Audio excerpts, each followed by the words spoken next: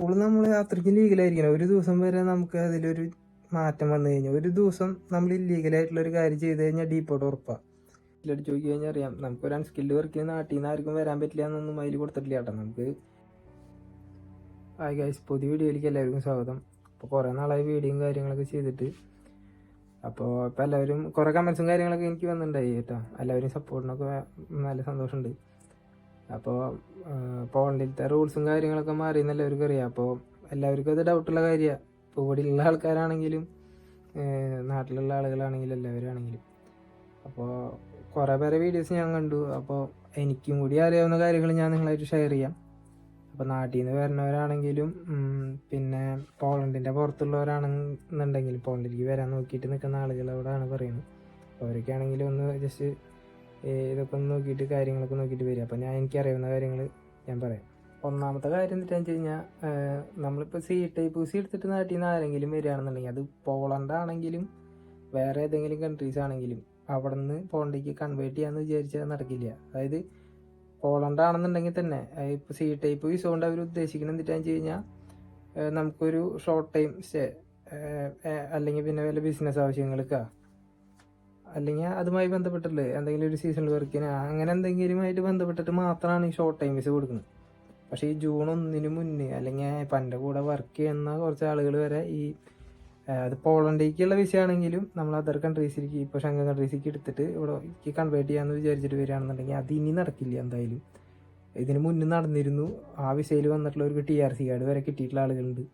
പക്ഷെ അത് ഇനി നടക്കില്ല എന്നാണ് അവരൊരു ഒരു സൈറ്റിൽ അല്ലെങ്കിൽ നമുക്ക് ഒരു വെബ്സൈറ്റിൽ നമുക്കൊന്ന് ജസ്റ്റ് അടിച്ച് സെർച്ച് ചെയ്താൽ വരെ നമുക്കത് കിട്ടും. അപ്പോൾ അതിന് നടക്കില്ല എന്ന് പറയുന്നത്. C-type വിസ എന്തായാലും കൺവേർട്ടിങ് നടക്കില്ല. പിന്നെ ഇൻസ്റ്റഗ്രാമിൽ എല്ലാവരും കാണുന്നവരാണ്. ഇൻസ്റ്റഗ്രാമിൽ ഇപ്പോൾ സ്റ്റുഡൻസിൻ്റെ കാര്യമാണെന്നുണ്ടെങ്കിൽ നിങ്ങൾക്ക് അറിയാമല്ലോ. ഇപ്പോൾ സ്റ്റുഡൻസിന് ഇപ്പോൾ ഒരു B2 ലെവൽ ഇംഗ്ലീഷ് വേണമെന്നുള്ള കാര്യങ്ങൾ പറയുന്നുണ്ട്. അപ്പോൾ അതും കേൾക്കുന്നുണ്ട്.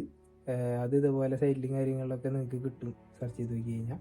പിന്നെ അടുത്ത എന്തിനാന്ന് വെച്ച് കഴിഞ്ഞാൽ, പോളണ്ടിൻ്റെ പുറത്തുള്ള നമ്മുടെ റൊമാനിയ, ലാറ്റ്വിയ അതിലുള്ള ആളുകൾ അല്ലെങ്കിൽ കൂടുതൽ അവരാണ് വരുന്നത്. റൊമാനിയ, ലാറ്റ്വിയ, ഹംഗറി, ക്രൊയേഷ്യയിലൊക്കെ എന്നൊക്കെ നമുക്ക് നാട്ടിൽ നിന്നൊക്കെ ഓരോ വിസ അടിച്ച് വരുന്നവർ പോളണ്ടിലാണ് ജോലി നോക്കി കൂടുതൽ വരാറ്. അപ്പോൾ ഇപ്പോൾ എല്ലാ ഷെങ്കൻ കൺട്രീസിലെയും പോലെ ഇവിടെ നമുക്കൊരു ഇത് കിട്ടണം. നമുക്ക് ഒരു സ്പോൺസർഷിപ്പ് വേണം.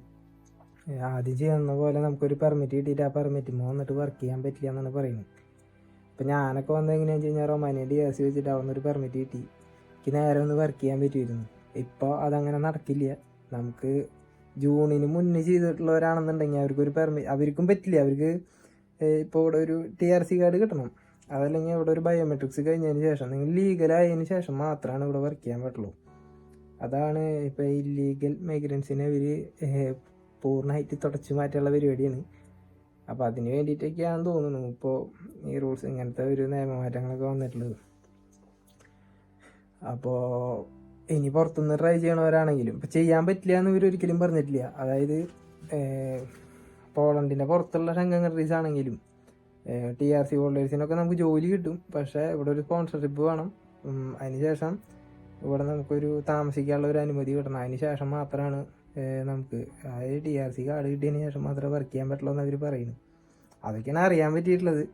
ഇപ്പോൾ ജൂൺ കഴിഞ്ഞിട്ടുള്ളൂ. ഇനിയിപ്പോൾ കൂടുതൽ കുറച്ച് നാളും കൂടി കഴിഞ്ഞാൽ അതിൻ്റെ കറക്റ്റായിട്ടുള്ള കാര്യങ്ങൾ നമുക്ക് അറിയാൻ പറ്റുള്ളൂ. എന്തായാലും ആദ്യം വരുന്ന പോലെ ഒരു പെർമിറ്റ് കൊണ്ട് മാത്രം വന്നിട്ട് നമുക്ക് ഡയറക്റ്റ് വർക്ക് ചെയ്യാൻ പറ്റില്ല, അത് ഉറപ്പാണ്. അതുപോലെ ഞാൻ പറഞ്ഞ പോലെ ഈ C-type വിസയൊക്കെ നാട്ടിൽ നിന്ന് വന്നിട്ട് നിങ്ങളിപ്പോൾ നാട്ടിൽ നിന്ന് കയറുന്ന ആളുകളാണെന്നുണ്ടെങ്കിൽ സീസണൽ വിസയ്ക്കാണെങ്കിലും C-type വിസ വരാൻ ചെന്നൊക്കെ ഒന്നും ചെയ്യാൻ പറ്റില്ല. ചെയ്യാൻ പറ്റുന്നുണ്ടായിരുന്ന ഒരു രാജ്യങ്ങളിലൊന്നാണ് പോളണ്ട്. പോളണ്ടിൽ എന്തായാലും നടക്കില്ല. വേറെ ഏതെങ്കിലും രാജ്യങ്ങളിൽ നിങ്ങൾക്ക് പറ്റുന്നുണ്ടെങ്കിലേ പറ്റുള്ളൂ. അപ്പോൾ അതൊക്കെ നിങ്ങൾ ഡീറ്റെയിൽ ആയിട്ട് അറിഞ്ഞോളാം. നമുക്കറിയാവുന്ന കുറേ പേരോട് വരെ ചോദിക്കുമ്പോൾ ഈ വിസ കിട്ടാനായിട്ട് 7 ലക്ഷം രൂപ വരെ കൊടുത്തിട്ടാണ് ആളുകൾ വരുന്നത്. അത് 3 മാസം തൊട്ടിട്ട് ഒരു 6 മാസത്തിൻ്റെ ഉള്ളിൽ. അതിൽ നമുക്കൊന്നും ചെയ്യാനായിട്ട് പറ്റുമെന്ന് എനിക്ക് തോന്നുന്നില്ല.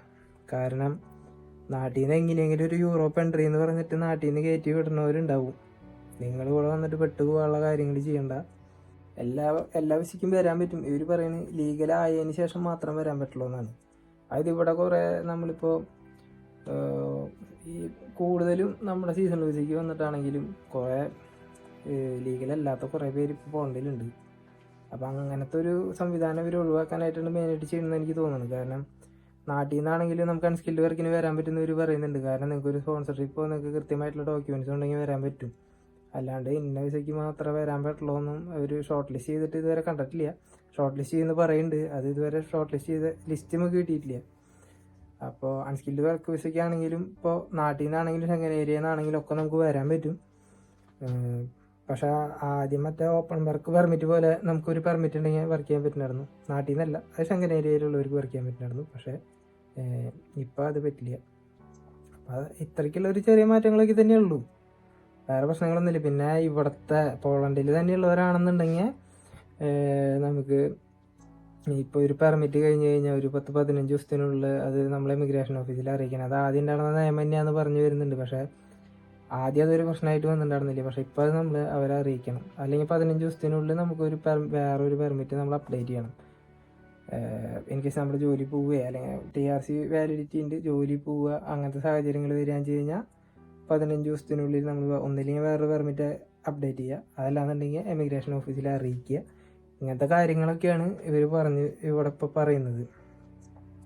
അപ്പം അല്ലാത്ത പക്ഷം നമുക്ക് എന്തായാലും ചിലപ്പോൾ ഒരു നെഗറ്റീവ് ഡിസിഷൻ അല്ലെങ്കിൽ ഒരു ഡീപ്പോർട്ടിങ്ങിന് ഒരു സാധ്യത ഉണ്ട് നന്നായിട്ട്. ഇത് പറയാൻ കാരണം വേറെ ഒന്നുമല്ല, നമ്മുടെ ഒരു കൂട്ടുകാരൻ നാട്ടിലെത്തിയിട്ടുണ്ട്, ഇപ്പോൾ ഡീപ്പോർട്ടാണ്.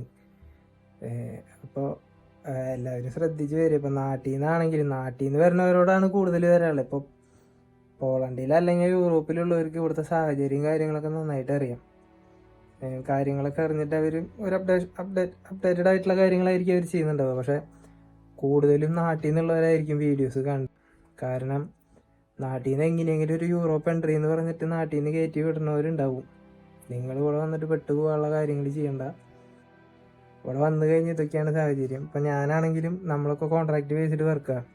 എനിക്ക് ഫെബ്രുവരിയിൽ എൻ്റെ കോൺട്രാക്ട് കഴിയും. ആ കോൺട്രാക്റ്റിന് മുന്നേ എന്നെ പുറത്താക്കുകയാണെന്നുണ്ടെങ്കിൽ, ഞാൻ ഒരു ഉദാഹരണം നിങ്ങളുടെ അടുത്ത് പറയുന്നത്, പുറത്താക്കുകയാണെന്നുണ്ടെങ്കിൽ 15 ദിവസത്തിനുള്ളിൽ വേറൊരു പെർമിറ്റ് ഞാൻ ഇവിടെ എൻ്റെ TRCയിൽ എനിക്ക് ഫെബ്രുവരി വരെ TRC കിട്ടുള്ളൂ, അതിൻ്റെ വാലിഡിറ്റി കിട്ടുള്ളൂ. അപ്പോൾ അതിൽ ഞാൻ അപ്ഡേറ്റ് ചെയ്യണം. ഇൻ കേസ് അത് അപ്ഡേറ്റ് ചെയ്യാൻ പറ്റിയില്ലെങ്കിൽ ഞാൻ ഇമിഗ്രേഷൻ ഓഫീസിൽ അറിയിക്കണം ഞാൻ ഒരു പെർമിറ്റിന് വേണ്ടി അപേക്ഷിച്ചിട്ടുണ്ടെന്നുള്ള കാര്യങ്ങൾ. അപ്പോൾ ഫുൾ നമ്മൾ അത്രയ്ക്കും ലീഗലായിരിക്കണം. ഒരു ദിവസം വരെ നമുക്ക് അതിലൊരു മാറ്റം വന്നു കഴിഞ്ഞാൽ, ഒരു ദിവസം നമ്മൾ ഇല്ലീഗലായിട്ടുള്ളൊരു കാര്യം ചെയ്ത് കഴിഞ്ഞാൽ ഡീപ്പോർട്ട് ഉറപ്പാണ്. അത്രയ്ക്കും സ്ട്രിക്റ്റാണ് കാര്യങ്ങൾ. പണ്ടത്തെ പോലത്തെ കാര്യങ്ങൾ നടക്കില്ല. യെല്ലോ കാർഡ് കിടന്ന് നടക്കലും, ഇപ്പോൾ ഇവിടെ യെല്ലോ കാർഡ് കിടന്ന് നടക്കണവരാണെങ്കിലും ജൂണിന് മുന്നുള്ളവർക്ക് പ്രശ്നങ്ങൾ അങ്ങനെ വരാൻ സാധ്യത കുറവാണ്. ഇനിയുള്ള ആളുകളുടെ കാര്യങ്ങൾ ഇതുവരെ പേപ്പർ വർക്കും കാര്യങ്ങളൊന്നും ചെയ്യാത്തവരാണെന്നുണ്ടെങ്കിൽ അതൊരു വിഷയമായിട്ട് മാറും. ഇപ്പോൾ ഈ വീഡിയോ ചെയ്യുമ്പോൾ കാര്യങ്ങൾ എത്ര പേർക്ക് മനസ്സിലാവുമെന്ന് എനിക്കറിയില്ല. കാരണം ഇതിനെപ്പറ്റി എന്തെങ്കിലും ചെറിയ ധാരണകളുള്ളവർക്കാണ് ഈ പറഞ്ഞ വീഡിയോനെ പറ്റിയിട്ട് എന്തെങ്കിലുമൊക്കെ മനസ്സിലാവുള്ളൂ. അപ്പോൾ നിങ്ങളുടെ ഡൗട്ടുകളും കാര്യങ്ങളും കമൻസൊക്കെ ഞാൻ കാണുന്നുണ്ട്. ഞാൻ എൻ്റെ 2 ഇൻസ്റ്റഗ്രാമായിട്ട് പോണ്. കാരണം അത് റിപ്പോർട്ട് ചെയ്തിട്ടാണ് എന്നിട്ട് സംഭവം എന്ന് എനിക്കറിയില്ല. 2 ഇൻസ്റ്റഗ്രാമായിട്ട് സസ്പെൻഡായിട്ട് പോകുന്നുണ്ട്. ഞാനതിൽ ആക്റ്റീവ് അല്ല ഇൻസ്റ്റഗ്രാമിൽ കൂടുതൽ, പക്ഷേ എന്താ സംഭവം എന്ന് എനിക്ക് മനസ്സിലാവുന്നില്ല. അതുകൊണ്ട് ഞാൻ പിന്നെ ഇൻസ്റ്റഗ്രാം ഐഡിയും കാര്യങ്ങളൊന്നും അതിൽ വെക്കാത്തത്. നിങ്ങൾ കമൻസ് എന്തായാലും അയക്കുക, ഞാൻ മാക്സിമം അതിൽ റിപ്ലൈ തരാം എനിക്കറിയാവുന്ന കാര്യങ്ങൾ. പിന്നെ ഇതിൻ്റെ കൂടുതൽ അപ്ഡേറ്റ്സ് അറിയുമ്പോൾ ഞാൻ ഒരു വീഡിയോ ആയിട്ട് ഞാൻ വേറെ ചെയ്യുന്നുണ്ട്. എനിക്കറിയുന്ന കാര്യങ്ങൾ ജസ്റ്റ് പറഞ്ഞു എന്ന് മാത്രമല്ല, കൂടുതൽ മെയിനായിട്ട് പറയാനുള്ള കാര്യങ്ങൾ ഇത്രയേ ഉള്ളൂ. C ടൈപ്പ് വിഷയം ആരും വരണ്ട, അത് മാറ്റാൻ പറ്റില്ല എന്നാണ് പറയുന്നത്. നിങ്ങൾ ഡബിൾ മൈൻഡിൽ വരാൻ പറ്റുന്നുള്ളവർക്ക് വരാം, അതല്ലാന്നുണ്ടെങ്കിൽ പിന്നെ അത് ഒഴിവാക്കുക. പിന്നെ പോളണ്ടിൻ്റെ പുറത്തുള്ള ആളുകളാണെന്നുണ്ടെങ്കിലും ഏറ്റവും കൂടുതൽ ജോലി സാധ്യത കൂടുതലുള്ള ഒരു സ്ഥലം പോളണ്ടാണ്. അപ്പോൾ വരാൻ പറ്റില്ല എന്ന് പറഞ്ഞിട്ടില്ല. നിങ്ങൾക്കൊരു വർക്ക് പെർമിറ്റ് ഉണ്ടെങ്കിൽ വന്നിട്ട് ഡയറക്റ്റ് ജോലി ചെയ്യാൻ പറ്റില്ല. നിങ്ങളൊരു ഡേറ്റ് എടുത്ത് നിങ്ങളുടെ ഒരു ബയോമെട്രിക്സ് കഴിയുകയാണെന്നുണ്ടെങ്കിൽ നിങ്ങൾക്ക് അത് പറ്റും ആണ് അവർ പറയുന്നത്. പിന്നെ പുറത്തുള്ള സ്റ്റുഡൻസിൻ്റെ കാര്യമാണെന്നുണ്ടെങ്കിൽ സ്റ്റുഡൻസിന് ഡയറക്റ്റ് വന്നിട്ട് പോളണ്ട് സ്റ്റുഡൻസിന് നമുക്ക് കൺവേർട്ട് ചെയ്യാൻ പറ്റും എന്നാണ് പറയുന്നത്. അത് നമ്മളിപ്പോൾ ഒരു സ്റ്റുഡൻ്റായിട്ട് വന്നിട്ട് ആ കോഴ്സ് ഡ്രോപ്പ് ചെയ്തിട്ട് പറ്റില്ല, നമ്മളത് പാസ്സാവണം. പാസ്സായതിന് ശേഷം നമുക്കത് ഒരു വർക്ക് വിസയിലേക്ക് കൺവേർട്ട് ചെയ്യാം. ഇൻ കേസ് പോളണ്ടിൻ്റെ പുറത്തുള്ളവരാണെന്നുണ്ടെങ്കിൽ ആദ്യം ലാറ്റ്വിയ സ്റ്റുഡൻസൊക്കെ വന്നിട്ട് ഇവിടെ വന്ന് കയറുന്നുണ്ടായിരുന്നു, പക്ഷേ അത് നടക്കില്ല. പോളണ്ടിൻ്റെ ഒരു കോഴ്സിൽ നിന്ന് വന്നിട്ട് അവിടെ നിന്ന് നിങ്ങൾക്ക് വേണമെങ്കിൽ കൺവേർട്ട് ചെയ്യാൻ പറ്റും. അങ്ങനത്തെ കേസുകളൊക്കെ നടക്കുള്ളൂ. അല്ലാണ്ട് ഉടായ്പ പരിപാടിയൊക്കെ ഇവർക്ക് മനസ്സിലായിട്ടുണ്ട്. അപ്പോൾ ആ പരിപാടികളൊന്നും നടക്കില്ല. അപ്പോൾ 5-10 ലക്ഷം രൂപ കൊടുത്ത് വരുന്നവരൊക്കെ ശ്രദ്ധിക്കുക, കാശ് കളയാൻ നിൽക്കണ്ട. പോളണ്ടിനേക്കാളും വളരെ വളരെ പരിതാപകരമാണ് ബാക്കി കൺട്രീസ്. നിങ്ങൾ ഇവിടെ വന്നു കഴിഞ്ഞാൽ മാത്രമേ അത് അറിയുള്ളൂ. പോളണ്ടിലാണ് ഒന്ന് ജോലി നമുക്ക് കിട്ടുന്നുണ്ടായിരുന്നത്. അല്ലെങ്കിൽ മറ്റ് കൺട്രീസിലൊന്നും ഇതിനേക്കാളും സ്ട്രിക്റ്റ് ആണ്. ഇനിയിപ്പോൾ പോളണ്ട് ഇല്ലെങ്കിൽ മറ്റൊരു കൺട്രി എന്ന് പറഞ്ഞിട്ട് പോവാന്ന് വിചാരിച്ചു കഴിഞ്ഞാൽ അത് നടക്കില്ല. അപ്പോൾ എല്ലാ കാര്യം ഇത് നെഗറ്റീവായിട്ടൊരു വീഡിയോ അല്ല, നിങ്ങൾക്ക് അറിയാവുന്ന കാര്യങ്ങൾ പറഞ്ഞു തരുന്നതാണ്. അപ്പോൾ എല്ലാവരും ഇത് മനസ്സിലാക്കുക.